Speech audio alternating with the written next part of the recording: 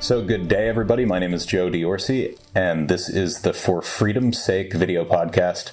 And I am here with State Senator of the 28th District here in York County, Kristin Phillips Hill. Good morning. Good afternoon, I guess. Afternoon. It's afternoon, right? Almost. Yeah. But just the same. And it is an honor to have you. You've been busy lately. And, you know, as we record this video podcast, we're at May 14th, and the last couple of weeks has been just a little bit of chaos, a lot of work being done by you and your colleagues in the Capitol. And of course, the big story is the coronavirus. And then secondary to that is how are we going to reopen? And there's questions swirling, and you know, I know I personally and a lot of us here at Praise Community Church have really appreciated your work with that. So my first question is, you have been busy, countless hours in the Capitol. You've probably spent a lot of time as well just weighing the feedback of your constituents.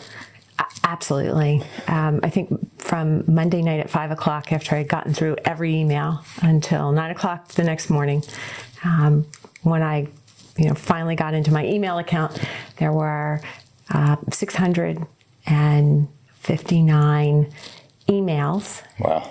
In the email box, and then 75 web contacts. So there's a scene from, I think it's Evan Almighty, where he's God, and he's taking in all these prayer requests, and he just can't get through them. And you see his fingers typing away frantically, and then he says, no, we're going to put them in filing cabinets, and the filing cabinets show up everywhere. No, we're going to put them on sticky notes, and sticky notes are everywhere. And that's kind of what it's felt like. But that communication I value so much, because I don't know everything, and I really don't know what people don't tell me. So hearing how this has impacted people from every walk of life in our community has really helped me do my job to the best of my ability. Yeah. So for people that are watching or listening that aren't as adept as you or even me, because politics interests me. What can you just walk us past the last couple of weeks? When I say and you agree that you've been busy, that's kind of a boilerplate statement. So right. What exactly has been going on in the Capitol? What can you just kind of put some flesh to what we're talking about here with this fight to reopen PA? Absolutely. And this really all began back in March when the governor used the power that he has under Pennsylvania law to declare an emergency. And, we really didn't know how the coronavirus was going to impact Pennsylvania. And we had seen how ravaged many European nations had been. We watched and there was great concern initially about how it would impact our healthcare system, and would our healthcare system be able to cope with people who become very sick, and a decision was made by the governor to basically shut down the Pennsylvania economy and our way of life as a means to flatten the curve and make sure that we can adequately prepare for an onslaught of the coronavirus. And so here in York County, we have seen slightly over 800 cases. But what we know now is, using the metrics that the governor and the Secretary of Health have put forward, using the data that has been put forward, we have met what they have put forward. They've actually said that they've created a formula, and it says that 50 cases per 100,000 people over 14 days, and we've met that metric. And to the great credit of UPMC and WellSpan, our hospitals have adequate capacity.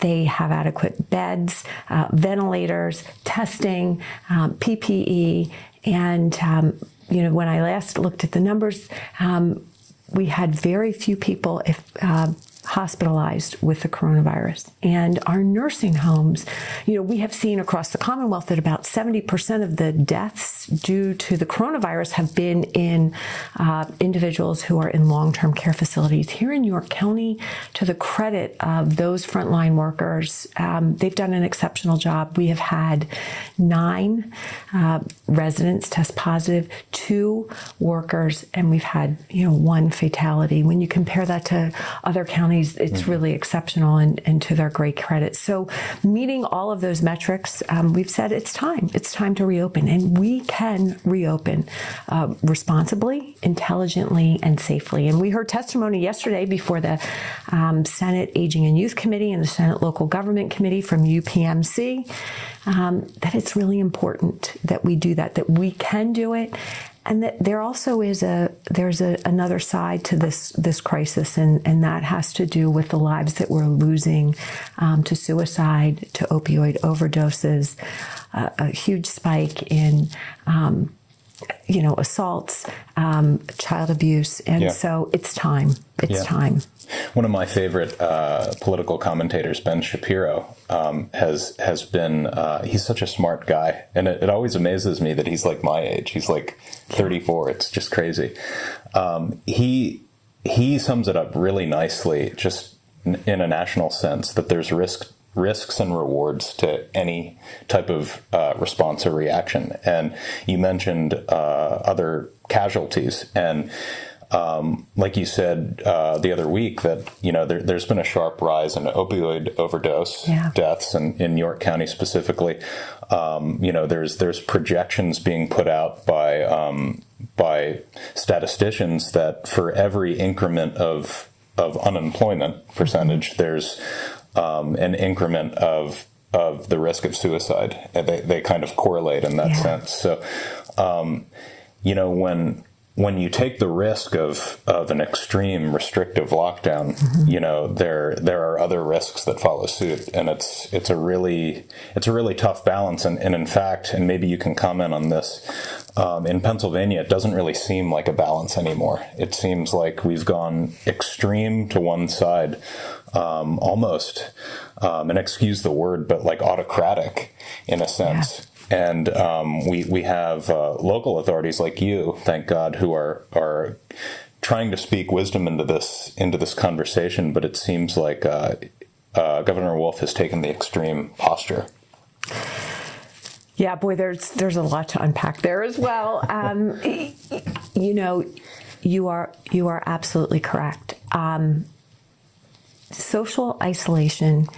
A lot of people think that everybody lives in a happy home with a well-stocked food pantry and with parents who are doing, creative and engaging activities for their children. But we realize that a lot of families have struggles. Angela Brockway, who runs Front Porch Donations and works with Community Reach out of Red Lion, spoke the other day, and she said that many of the people that are receiving services now were previously their donors and contributors. That there's a great human toll and all those other things. And York Countyans have been patient, and they are good people, and they have done what needs to be done. But now is the time, because economically, people just can't wait any longer. And I've said this before, and I will say it again. Every business, every job is essential. Every business and every job puts food on someone's table, clothing on a person's back, and a roof over their head. And that's why we have called on the governor to do the right thing. We have continued to pass legislation to do this responsibly. Just yesterday, the Senate was in session. We passed legislation to begin to reopen businesses using CDC and Department of Health guidelines, everything from real estate. We're the only state in the nation where you can't purchase a home. And I know you know that personally, because I know that your family is growing and you need to find some more space. And real estate agents are professionals. They want to protect themselves and protect their clients, and there's a way that this can be done. We passed legislation. It's being considered in the House. That legislation is actually on the governor's desk. We're waiting for his signature.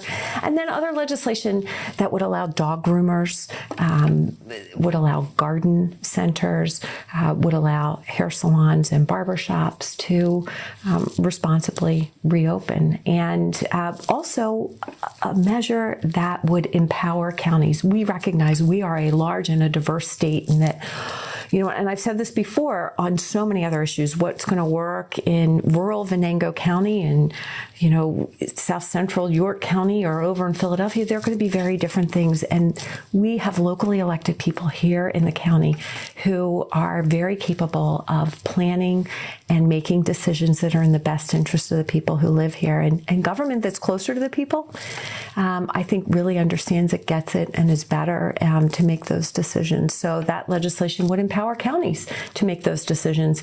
York may be ready to fully reopen, and Philadelphia might not be. And let's empower those local officials to make those decisions. Yeah. So you represent the 28th district in the state Senate, and that covers almost all of York County. A large portion of York County, I like to say, from the city of York down to the Mason-Dixon line, from the Susquehanna River, all the way over to Paradise, and that's township. So yes, it covers a large swath of some of the most beautiful farmland, maybe in the country. I might be a little biased. Some lovely rural, suburban communities, and then the third-class city of York. Yeah. So what you said, just the sheer amount of emails and web contact forms, and you didn't even mention social media opinions.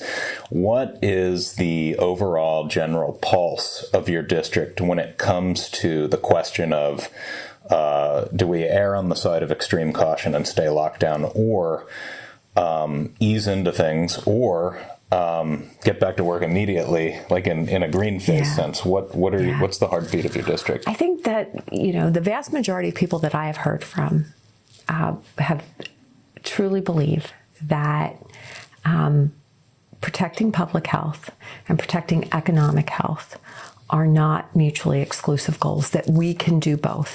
They really believe that people will make the best decisions and do the right thing.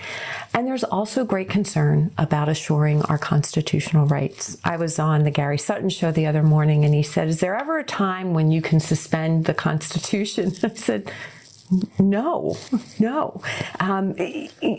That foundational document has guided us through previous pandemics, wars, great trials and tribulations. It has stood the test of time. It is fundamental to our freedom and to our future. Yeah. So I told you, before we went on camera here, that it's been just a tough balance for us as church leaders. We know the biblical mandate to be subject to our authorities. At the same time, we're ultimately subject to God, and there's, we're to meet and gather and care for the public reading of Scripture and lay our hands on one another so that they might recover. I mean, there's all of these biblical mandates that don't really match a stay-at-home order, but at the same time, we honor and respect Governor Wolf. So it's been quite a tough balance. Can you speak to the person who is tuning into the news and they hear that counties here in South Central Pennsylvania who are currently on red as regards the red phase as regards Governor Wolf, but local authorities like yourself and even like district attorneys like Dave Sunday have kind of pushed back, and you're taking a localized approach. And correct me if I'm wrong, we in York are moving ourselves to yellow this Friday. Well, that's where I think most people would like to be and like to go, and certainly I'm supportive of that, and that will take all of our local elected officials to get there. And our district attorney laid out a very compelling case. It's really difficult to prosecute on these orders because they are constantly changing. Remember, we talked about, here's the criteria for going from red to yellow, and it was that simple formula. And then all of a sudden it was, well, no, but it's also this, and it's also this, and it's also that. And so as the head of law enforcement, it's really difficult for the district attorney to enforce something that's constantly changing. Yeah. And I believe that's why he took that stand. You can't do it. So the sheriff came out and said that he felt that it was a violation of the Constitution. The county commissioners have made a statement, and they're supportive of moving to yellow as well. So certainly I would like to see us there. Yeah. So what would your advice be for someone who maybe is of that mind and they want to side with their local representatives, and at the same time they want to get back to work because it's their livelihood? But I think I'm speaking for a vast majority of people and saying, we want to do that, but if we had a choice, we don't want to be at odds with the governor. Sure. What would you say to those people? Well, and this is what I've told business owners. We have heard threats. I know that my colleague to the north is having a press conference in Cumberland County today because, the governor is threatening people with the loss of their professional license. And I can tell you that right now as we speak, I'm dropping legislation with my colleague to the west, Senator Mastriano, that in the event that the governor takes your license during this pandemic, I would like to pass legislation to have that license restored. I don't believe that that's the right thing to do. I, again, believe that businesses can make the best decision for themselves and for their customers. And I think that individuals can make their own choices as to what businesses they want to patronize. We look to the South, and Maryland is opening up. New Jersey, which has been really devastated by the coronavirus, they're opening up. I think that we can safely, we can responsibly, and we can intelligently reopen, and I trust people to make those decisions. And look, I said earlier, my dad had a heart transplant. He's on immunosuppressant drugs. My father needs to be locked in his home for a while until we can really get things under control. He's 81 years old and doesn't have a good immune system. Those are the kind of people that we need to protect. We need to protect those people who are really vulnerable to this disease. And I've been frustrated because, when I look at those death rates, 70% of our deaths are in long-term care facilities. That says to me that the governor and the Secretary of Health really have missed the mark in what they've been doing. They have not been protecting the most vulnerable during this crisis. Yeah, and a stat that I came across that was just mind-boggling to me is from that hearing where you guys were able to get this data from the Secretary of Health. I believe I read that the average age of the person that's passed away is 79. Correct. And the average life expectancy for an American person is 78. Yes. And I saw that and I was like, man, this is crazy. It really does seem to be pigeonholed on a particular group of people, those that are older in age, right, and those who have 1, 2, 3, in some cases 4 or more pre-existing conditions. Right. And we know that those people are vulnerable, right? Heart disease, COPD, lung disease, diabetes, all of those things make you more vulnerable for a lot of other health issues. Mm-hmm. So, yes. So let's talk a little bit. Neither one of us obviously are scientists, and there's been plenty of opinions out there on the science of all of this. And I personally understand the response initially of let's take a step back, lock down, and figure things out. Right. And when I hear that, like a group like UPMC, who testified the other day, who is actually suggesting we need to get back to things and stop self-isolating, because that has a medical detriment to it. Correct. I'm just wondering what are the risks, and is it becoming a scientific consensus that maybe we overreact? Is there like a little bit of humility in maybe admitting in the scientific community that, it's possible we were wrong, maybe we overreacted? I can't really speak for the scientific community, but talking with medical professionals in the state, that testimony yesterday, I posted it on my website, on my Facebook page, was really compelling, really, really compelling. And, I believe them. I believe the medical professionals from UPMC. And look, I think everyone has to evaluate their own personal health considerations, speak with their own medical professionals. And, anytime something is new, it takes us a while to assess. But I think you are spot on that there are other health consequences. People who will not go to the emergency room because they're afraid of the coronavirus are having heart attacks. I spoke with a woman who needs to have a hysterectomy, and she is being prescribed opioids, which we all know, and we've been battling opioid addiction, but that's the only thing that they can do for her. I have a gentleman who reaches out fairly frequently. He needs to have shoulder surgery. He's in terrible pain. There are medical conditions that require attention. And a lot of people, we're going to stop elective procedures. Elective procedures are not facelifts. Yeah. Elective procedures, anything that you have that's scheduled, right? So if you need to have a stent in your heart, it's elective, right? If you need to have a hip replacement, a rotator cuff repaired, those are all elective procedures, hernias, things like that really do need to be taken care of. And right now, those elective procedures are starting again. The hospitals can do those safely again. And of course, always talk to your own medical professional to make the best decisions for your particular health situation. Yeah. And I have to say, UPMC, if anyone's watching or listening, that's University of Pittsburgh Medical Center. Mm-hmm. And just as a guy who went to school out in Pittsburgh, they are... When leaders from UPMC are talking, I try to listen. They're one of the best in the country. Yes, they are. And they have 24 hospitals, and they have nursing care facilities that work with them, and they have not had any problems in any of their nursing homes, which really is a testament to the efforts that they've made. Yeah.